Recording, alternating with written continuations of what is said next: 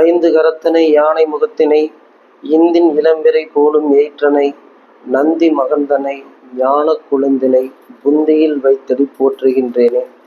வணக்கம் நண்பர்களே. எல்லோரும் நலமோடும் வளமோடும் வாழ எல்லாம் வல்ல பரம்பொருளை வேண்டிக் கொள்கிறேன்.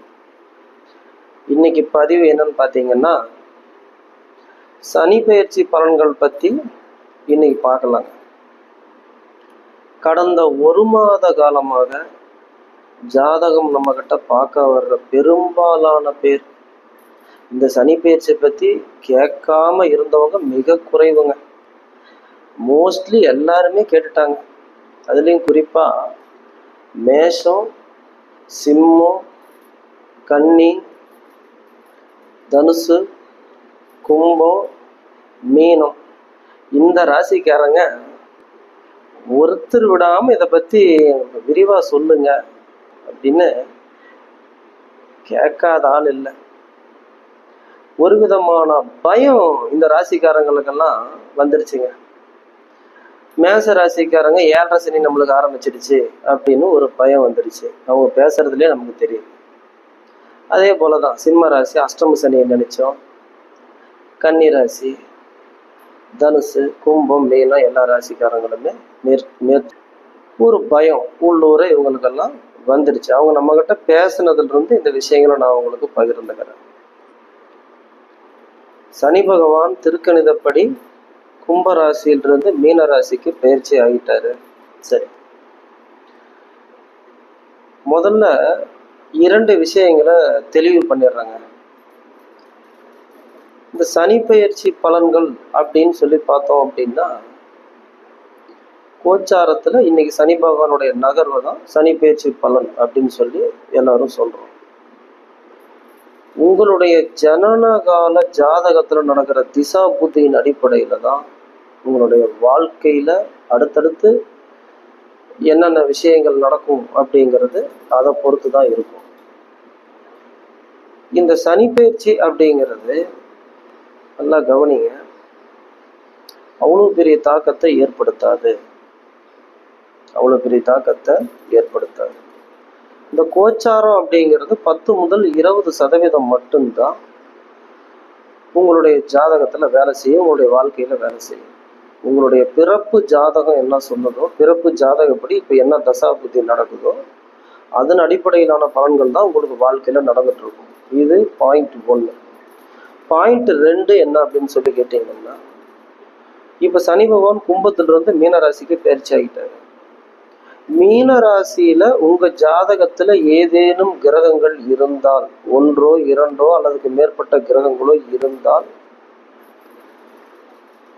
அப்ப உங்களுக்கு இந்த பயிற்சியில என்ன மாதிரி பலன்கள் நடக்கும் அப்படிங்கறத கொஞ்சம் துல்லியமா நம்ம சொல்ல முடியும்.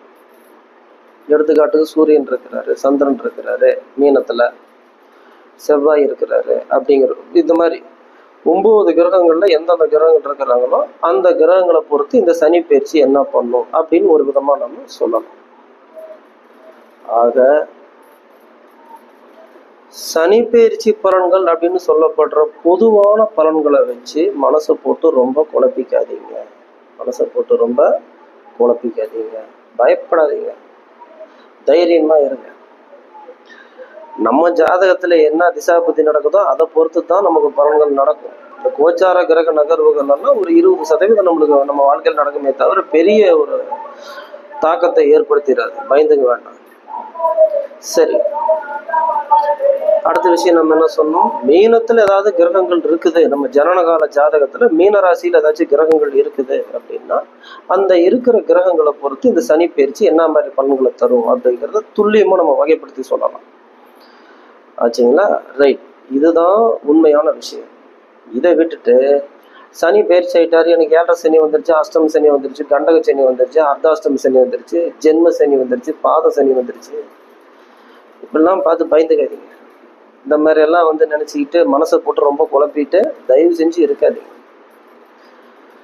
சரி, இப்ப மேச ராசிக்கு என்ன மாதிரி பலன்கள் நடக்கும் அப்படிங்கிறத நம்ம பார்ப்போம்.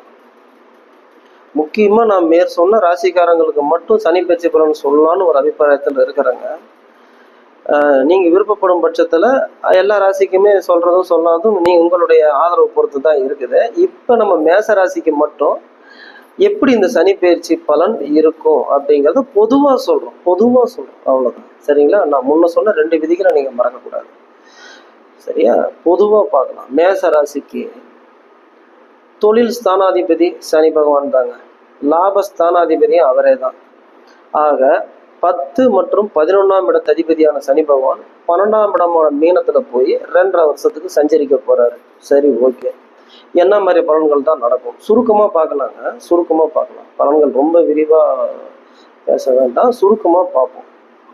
சரி, என்ன பண்ணும் அப்படின்னு சொல்லி கேட்டா, முதல் விஷயம் என்ன அப்படின்னு சொல்லி கேட்டோம் அப்படின்னாக்கா, நல்ல வருமானத்தை கொடுப்பாருங்க. 12ஆம் வீட்டுல இருந்து 6ஆம் வீட்டை சனி பகவான் பாக்குறாரு. 6ஆம் வீடுங்கிறது நம்மளுக்கு நல்ல வருமானத்தை குறிக்கக்கூடிய பாவங்கள்ல ஒண்ணு அந்த 6ஆம் இடம். 2ஆம் இடம் வருமானத்தை குறிக்கக்கூடிய பாவம், அதையும் சனி பகவான் பாக்குறாரு. ஆக அவருடைய 3ஆம் பார்வையால 2வது வீட்டையும் 7ஆம் பார்வையா 6ஆம் வீட்டையும் சனி பகவான் பாக்குறாரு. அப்போ 9ஆம் வீட்டை 10ஆம் பார்வையா சனி பகவான் பாக்குறாரு. பாருங்க, நல்ல வருமானங்கிறது இந்த 2.5 ஆண்டுகள்ல உங்களுக்கு உண்டு. ஆனா அதை விரயம் பண்ணாம சேமிச்சு வைக்கிறதுக்கு பாருங்க. வீண் செலவுகளை குறைங்க. அவர் நல்ல வருமானத்தை கொடுப்பாருங்க, அதுல எந்த சந்தேகம் இல்லைங்க. நல்ல வருமானத்தை தருவாரு. ஏன்னா 2, 6, 9ஆம் வீட்டை பாக்குறாரு. அப்படிங்கிற பட்சத்துல நல்ல வருமானத்தை கொடுப்பாரு, அதிர்ஷ்ட வாய்ப்புகளை கொடுப்பாரு. அதாவது எப்படி சொல்றது அப்படின்னாக்கா, சனி மாதிரி ஒரு கிரகம் 12ஆம் வீட்டுல மறையறாரு அப்படிங்கிறப்ப எதிர்பாராத அதிர்ஷ்ட வாய்ப்புகளை கண்டிப்பா தருவாருங்க. செலவுகளை மட்டும் குறைச்சி பண்றதுக்கு பாருங்க. வேலை செய்யற இடத்துல அனுசரிச்சு போங்க. 6ஆம் வீடுங்கிறது வேலை. அப்ப வேலை செய்யற இடத்துல அனுசரிச்சு போங்க. கூட வேலை செய்யறவங்க கிட்ட பகைமை பாராட்டிக்காதீங்க, விட்டு கொடுத்து போங்க, அனுசரிச்சு போங்க. அதே சமயத்துல யாரையும் முழுசா நம்பாதீங்க. கொடுக்கல் வாங்கல ரொம்ப கவனமா இருங்க. பேச்சுவார்த்தையில ரொம்ப கவனமா இருங்க. குடும்ப உறுப்பினர்கள்கிட்ட கொஞ்சம் பேசும் பொழுது தன்மையா பேசுங்க, சண்டை வரும்படி பேசாதீங்க. எங்கேயுமே சண்டை சச்சரவு இந்த மாதிரி விஷயங்கள்ல ஈடுபடுறதை தவிர்த்துருங்க. கண்டிப்பாக கடன் வாங்குவீங்க. அந்த கடன் அப்படிங்கிறது வீடு, மனை, வாகனம் இது போன்ற விஷயங்கள்ல டெவலப்மெண்ட் ஆகிறதுக்காக நிச்சயம் கடன் வாங்குவீங்க. அதுல எந்த மாற்றமுமே கிடையாது. மேசராசியை பொறுத்த வரைக்கும் அடுத்த 2.5 ஆண்டுகளுக்கு பூமி, மனை, வாகனம் இது சார்ந்த விஷயத்துல முன்னேற்றம் உண்டு. அதற்காக கடன் உண்டு. அதே சமயத்துல சக்திக்கு மீறி அதிக கடன் வாங்காதீங்க. நேரத்துக்கு சாப்பிடுங்க. ஏன்னா 6ஆம் வீட்டை சனி பகவான் பாக்குறாரு. அப்படிங்கிறப்ப டைமுக்கு சாப்பிட்றத அவர் தள்ளி போட வைப்பாரு. இதனால வயிறு சார்ந்த தொந்தரவுகள், முதுகு சார்ந்த தொந்தரவுகள், சனியோட பார்வை 2ஆம் வீட்டு மேல விழுகுது அப்படிங்கிறதுனால கண், பல் சம்பந்தப்பட்ட தொந்தரவுகள் இதெல்லாம் கொடுப்பாரு. இதெல்லாம் ஆரோக்கியத்தை கொஞ்சம் கவனம் செலுத்துங்க. தந்தையோட கருத்து வேறுபாடுகள் பண்ணிக்காதீங்க. அப்பா கூட முடிஞ்ச வரைக்கும் அனுசரிச்சு போங்க. நிறைய ஆன்மீக பயணங்கள் இந்த 2.5 ஆண்டுகள் உங்களுக்கு கிடைக்கும். நிறைய புண்ணிய நதிகள்ல போய் நீராடக்கூடிய யோகங்கள் உங்களுக்கு இந்த காலகட்டத்துல நடக்கும். உங்க வீட்டுல நல்ல சுபகாரியங்கள் எல்லாம் இந்த 2.5 வருஷத்துல நடக்கும். தடைபட்டு இருந்த சுபகாரியங்கள் எல்லாம் நிச்சயமா நடக்கும். வெளிநாடு, வெளியூர், வெளி மாநிலத்துல வேலைக்காக முயற்சி பண்ணிட்டு இருக்கிறவங்களுக்கெல்லாம் இது ஒரு பொன்னான காலங்க. தாராளமா முயற்சி பண்ணுங்க, நிச்சயமா வேலை கிடைக்கும். வெளியூர், வெளிநாடு, வெளி மாநிலம் இதுலலாம் வேலை கிடைக்கும். கண்டிப்பா போய் நல்லா சம்பாதிக்க போறீங்க. சந்தோஷமா இருங்க. அதே மாதிரி நாங்கள் வெளிநாட்டிலே ரொம்ப காலம் இருக்கிறோம், நாங்கள் குடியுரிமை வாங்குறதுக்காக முயற்சி பண்றோம் அப்படிங்கிறோம், நிச்சயமா அந்த குடியுரிமை அப்படிங்கிறதும் கிடைக்கும். நிறைய ஆன்மீக நாட்டத்தை சனி பகவான் தூண்டுவாருங்க. 9ஆம் வீட்டை பார்க்கறதுனால தெய்வ பக்தி அதிகரிக்கும். நிறைய ஆன்மீக பயணங்கள் எல்லாம் போவீங்க. அதே மாதிரி வருமானம் பல வழிகள்லாம் வர்றதுக்கான வழிகள் எல்லாம் அவர் ஏற்படுத்தி தருவாரு. நீங்க யாரையும் முழுசா இந்த காலகட்டத்துல நம்பி பணத்தை மொத்தமா நம்ம கொடுக்கறது அப்படிங்கிற பட்சத்துல கொஞ்சம் கவனமா இருங்க. ஏன்னா பாதகாதிபதியும் சனி பகவான் தான் அப்படிங்கிறதுனால மேசராசிக்கு பேராசை அப்படிங்கிறத தூண்டுவாரு. அதனால பேராசைப்பட்டு எங்கேயாச்சும் கொண்டு போய் பணத்தை முதலீடா போட்டுடலாம் அப்படின்னு சொல்லி போனீங்கன்னா அந்த மாதிரி இடங்கள்ல கொஞ்சம் கவனமா இருங்க. அங்கதான் சிக்கலே உருவாகும். அதனால கொஞ்சம் எச்சரிக்கையோட நாம இருக்கணும். யாராச்சும் நம்ப வச்சு நம்மளை ஏமாத்த பார்ப்பாங்க. அதனால கொஞ்சம் பண விஷயங்கள்ல கவனமா இருங்க. ஷேர் மார்க்கெட்டு, மியூச்சுவல் ஃபண்ட்ஸு இந்த மாதிரி விஷயங்கள்ல, அதாவது ஆன்லைன் வர்த்தகம் இதுலெல்லாம் கொஞ்சம் எச்சரிக்கையோடு இருக்கிறது மேசராசிக்காரங்களுக்கு நல்லது. வருமானத்துக்கு ஒன்றும் பிரச்சனை இல்லைங்க. சொத்து சுகம் சார்ந்த விஷயத்துல முன்னேற்றம் அப்படிங்கிறதெல்லாம் உண்டு. 9ஆம் வீடு அப்படிங்கிற அதிர்ஷ்டஸ்தானத்தை சனி பகவான் பார்க்குறாரு அப்படிங்கிறதுனால எதிர்பாராத அதிர்ஷ்டங்கள் உங்களுக்கு கண்டிப்பாக கிடைக்கும். நல்ல முன்னேற்றங்கள், வேலையில் ப்ரொமோஷன்ஸ் நிச்சயமாக கிடைக்குங்க. வேலையில் இருக்கிறவங்களுக்கெல்லாம் ப்ரொமோஷன் உண்டு.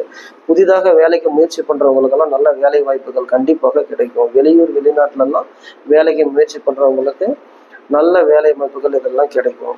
இந்த சனி பயிற்சி காலத்தில் ஆரோக்கியத்தை பார்த்துக்குங்க. முக்கியமான விஷயம், தொழில் ரீதியாக ரொம்ப அகலக்கால் வைக்காதீங்க. இது ரெண்டாவது. அதுக்கடுத்து என்ன அப்படின்னு சொல்லி பார்த்தோம் அப்படின்னு சொல்லி கேட்டோம் அப்படின்னாக்கா, கூடுமானவரை செலவுகளை கொஞ்சம் குறைச்சி பண்ணுங்க. குடும்பத்தில் வாக்குவாதம், விதண்டாவாதம் குடும்பத்துலேயும் சரி வெளியிலையும் சரி பண்ணாதீங்க. முடிஞ்ச வரைக்கும் தவிர்க்கிறதுக்கு பாருங்க. அதே மாதிரி சக்திக்கு மீறி தயவு செஞ்சு கடன் வாங்க முயற்சி பண்ணாதீங்க. இது போன்ற விஷயங்கள்லாம் கவனமாக இருங்க. கால் வலி, கால் தொந்தரவு, முட்டி வலி, முழங்கால் வலி இதெல்லாம் இந்த காலகட்டத்தில் உங்களுக்கு உண்டு. அதனால் ஹெல்த்தை கொஞ்சம் பார்த்துக்குங்க. இந்த காலகட்டத்தில் சனிக்கிழமைகளில் கருப்பு எள் கலந்த தயிர் சாதம் சனீஸ்வர பகவானுக்காக காகத்துக்கு வைக்கிறதும், சனிக்கிழமைகளில் சனி பகவானுக்காக எல் தீபம் போடுறது, கோயிலில் போய் எல் தீபம் போடுறது. அதே மாதிரி இந்த காலகட்டங்களில் மாற்றுத்திறனாளிகளுக்கு நம்மளாலான உதவிகள் பண்ணுறது, இதெல்லாம் பண்ணும் பொழுது கொஞ்சம் கஷ்டங்கள் குறையுங்க. அதே மாதிரி அனுமான் சாலிசா படிக்கிறது, இது போல் செய்யும் பொழுது கிராம காவல் தேவதைகளை வழிபடுவது, முக்கியமாக நீர்க்கரை ஓரம் உள்ள கிராம காவல் தெய்வங்களான